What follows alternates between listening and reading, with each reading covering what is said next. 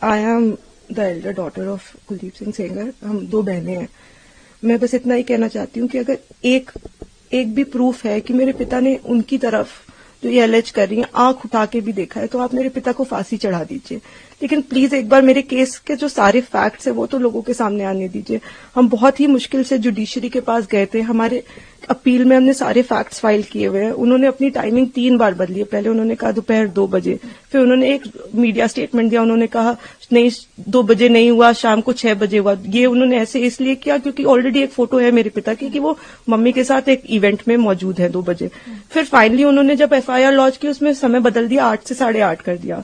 Record पे है कि जो मेरे फादर की लोकेशन है वो जो अलेज कर रही है जो जगह, उससे 17 किलोमीटर दूर मेरे फादर की लोकेशन है। वो खुद उस वक्त फोन पे बात कर रही हैं जिस वक्त उन्होंने ये टाइमिंग अलेज की है। तो इतने सारे सबूत होने, एम्स की रिपोर्ट है जो बता रही है कि वो 18 साल के ऊपर है और वो खुद को माइनर 15 साल की बच्ची बताती हैं।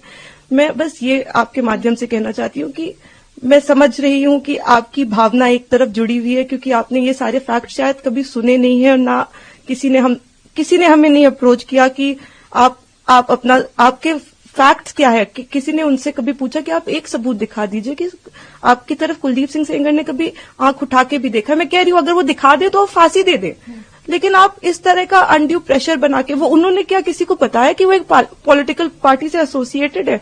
2022 में उनकी मां ने विधानसभा का चुनाव लड़ा हुआ है उन्नाव से। ये सब चीजें वो नहीं बताएंगे क्योंकि वो सब चीजें उनके नैरेटिव को सूट नहीं करता। हम भी 2 बेटियां हैं, 8 साल से ड्यू प्रोसेस, मतलब हम कभी धरना देने नहीं बैठे, हम कुछ नहीं किया, हम ड्यू प्रोसेस पे विश्वास रखते और आज भी हमें पूरा विश्वास है कि अंत में, क्योंकि हमारा केस इतना स्ट्रांग है, अंत में हमारी जीत होगी। लेकिन 8 साल हो गए। मैं आपसे हाथ जोड़ के विनती करती हूँ कि प्लीज एक बार मेरिट्स पे हमारा केस सुन लिया जाए। हम कोई दरिंदे नहीं है, हम भी नॉर्मल परिवार हैं और वो हमें कुछ भी पावरफुल बोल ले या कुछ भी कह ले, असल बात तो यही है ना कि 8 साल से इतने सबूत होने के बावजूद वो जेल में बंद है क्योंकि एक बार आपने ऐसा झूठा इल्जाम उन पे लगा दिया। मैम, और जो आप फैक्ट्स की बात कर रहे हैं,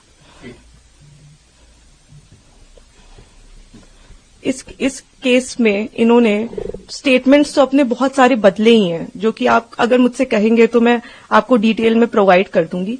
इन्होंने समय 3 बार बदला है। पहले इन्होंने कहा कि दोपहर को 2 बजे कुलदीप सिंह सेंगर ने मेरे साथ रेप किया। उसके बाद इन्होंने कहा नहीं दोपहर के 2 नहीं बज रहे थे, शाम के 6 बज रहे थे। फिर इन्होंने चेंज किया, कहा नहीं ये नहीं हो रहा था, शाम के 8:30 बज रहे थे। जब सीबीआई ने मेरे फादर की लोकेशन निकाली तो उनकी लोकेशन 17 किलोमीटर दूर उनके उन्नाव ऑफिस की पाई गई। सीबीआई ने दूसरे केस में सीबीआई ने जानबूझ के हमें चार्जशीट किया और उसके बाद जब दूसरे केस में चार्जशीट लगाई तो हमें पता लगा कि हमने जब वो सीडीआर देखे तो हमें पता लगा कि ये तो उस वक्त पे फोन पे बात कर रही थी। तो सीबीआई ने भी जानबूझ के, आई डोंट नो किस प्रेशर में आके, सारे इंस्टीट्यूशंस, लेकिन सीबीआई ने प्रेशर में आके हम पे इनके कहने पे चार्जशीट लगाई।